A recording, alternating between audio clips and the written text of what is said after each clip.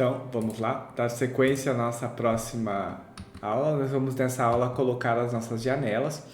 Nós estamos já com o nosso modelo de referência, né? Aqui ele está com rastreamento ativo, tá? E nós também já tínhamos colocado as nossas portas na aula passada.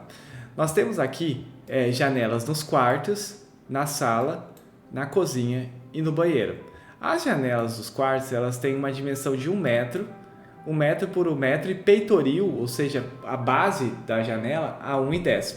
Então nós vamos vir aqui em janela, ó, nós temos uma ferramentinha aqui que é janela, ferramentas de janela, clicar na setinha do lado para aparecer os nossos favoritos e optar por algum tipo de janela. Nós vamos colocar essa janela de correr, folhas de alumínio com vidro, ou seja, com 2 folhas de vidro, tá? Então vou selecionar ela, dar um clique duplo e agora, ó, quando eu paro em cima de uma parede, ela já dá a opção de colocar a janela, tá? Só que antes, observe que o tamanho da janela está diferente do tamanho que nós temos aqui no nosso projeto. Então nós vamos modificar aqui de 1,20 m para 1 metro. E o peitoril aqui, a altura da soleira, peitoril ou padieira, nós vamos manter, vamos colocar 1,10. Ele já está 1,10 como padrão, então se nós quisermos mudar vai ser aqui, ó. Agora, lembra do nosso ponto de inserção? Ele está pelo meio, ó. Então pelo meio tem pouca precisão, né? Então eu vou pegar aqui, ó, ponto de inserção pelo lado 1G e parar aqui em cima, não, pelo segundo ponto aqui, parar em cima. Observe que quando dependendo da direção da parede, eu tenho um solzinho aparecendo que é o lado externo. Então eu vou parar aqui em cima, direcionar para fora e dar o segundo clique. Vou parar aqui também nessa janela aqui, apertar, depois colocar a direção que vai abrir a janela para fora. Vou vir aqui também, ó, e aqui está dizendo 1 metro por 1 metro também, direcionar para fora. Já essa janela, ela tem 50 por 50 com um peitoril de 1,60. Então nós vamos modificar aqui a largura da janela, que é a parte de cima, o tamanho da largura de 0,50 e a altura dela também para 0,50, tá? E o peitoril também, que em vez de ser 1,10 é 1,60, então nós vamos modificar aqui em cima. E aí observa que quando eu paro em cima da parede, ela já me dá a opção, já modificou o tamanho, ó. Então eu clico na lateral da parede, direciono para fora e dou o segundo clique. Essa segunda janela aqui, ela tem 1 metro por 50 por 1,60.